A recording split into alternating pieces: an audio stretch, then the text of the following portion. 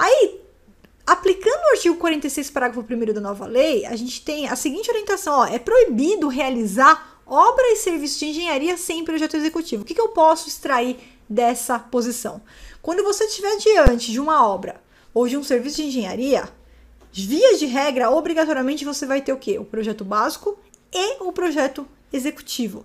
Isso aqui independentemente do regime que vai ser utilizado, se você vai utilizar contratação integrada, se vai utilizar contratação semi-integrada, se esses artefatos, projeto básico, projeto executivo vai ficar a cargo da administração ou da contratada, tá? Independentemente disso, vamos falar do objeto. Então, quando você estiver diante, vamos lá, de uma compra, vai comprar um produto, eu tenho um termo de referência. Vou falar da regra aqui, tá? Vou fazer a compra de um produto, termos de referência. Vou fazer a contratação de um serviço. A princípio, eu poderia ter termos de referência ao projeto básico, que a lei trouxe essa possibilidade da gente ter termos de referência ao projeto básico, tá? Ah, tô diante de uma obra. O que eu vou ter numa obra? Eu vou ter projeto básico e projeto executivo. Tô diante de um serviço de engenharia. Eu vou ter projeto básico e projeto executivo. Essa aqui é a regra. Ressalvada, quer dizer, excepcionada na exceção, o parágrafo 3º do artigo 18. Bom, lembra que eu já falei para vocês do artigo 18, parágrafo 3º? É aquele caso onde tem a possibilidade de se dispensar o estudo técnico preliminar. A gente já viu isso na aula anterior, né? Mas aqui tem uma informação importante para essa aula aqui.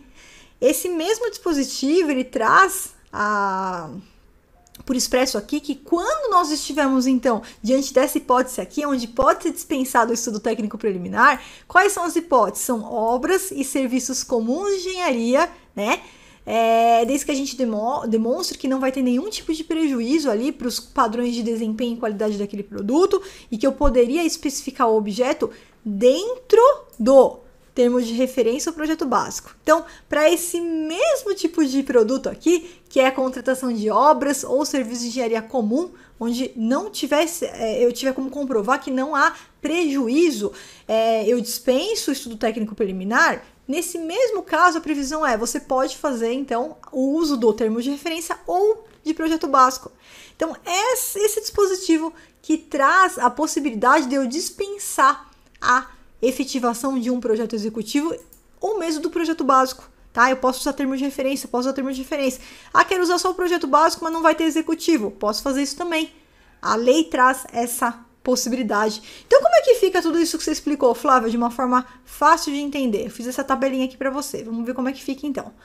Quando nós estivermos diante, então, de comprar um produto, comprar um bem, tá? Ou contratar um serviço, eu vou poder utilizar o termo de referência. Quando eu estiver diante de uma obra ou de um serviço, eu posso utilizar o projeto básico. Você verificou que para serviços, a princípio, eu posso utilizar tanto o termo de referência quanto o projeto básico. Para bens, que é o termo de referência, e para obras, que fica o projeto básico aí de forma exclusiva, tá? E para você receber mais vídeos para aprender a como se tornar um analista master de licitações e também ajudar a outras pessoas que precisam se tornar analistas masters, inscreva-se aqui no canal. Para isso, é só você clicar no botão inscrever-se.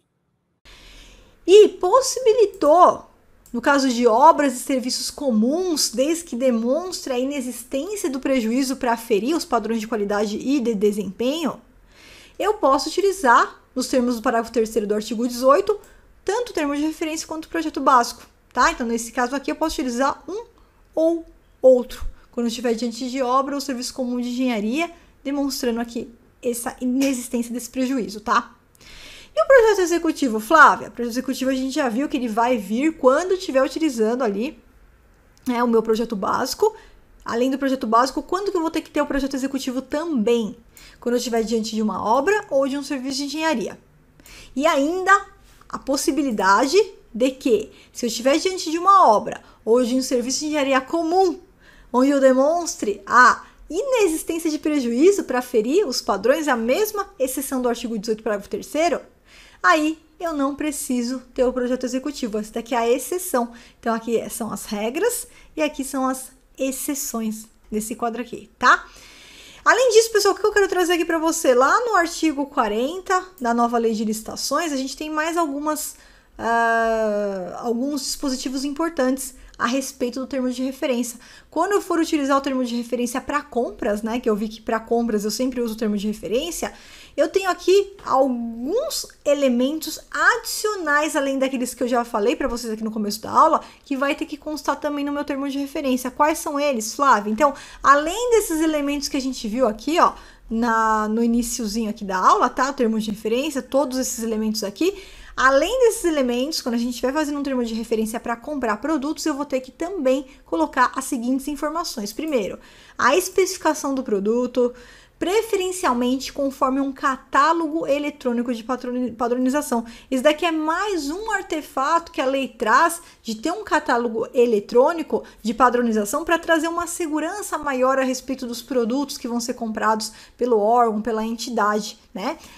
A indicação do local de entrega dos produtos e das regras para o seu recebimento provisório, definitivo, a especificação da garantia. Então, vai exigir garantia daquele produto? Tem que especificar qual que é o tempo de garantia. E outra, quais são as condições para operacionalizar essa garantia? Como é que vai funcionar na prática essa garantia que eu estou exigindo? Condições de manutenção, de assistência técnica quando for o caso. E traz também mais um ponto que às vezes causava alguma polêmica, né? Às vezes o analista de licitação falava, Flávia, o edital tá pedindo isso daqui, né?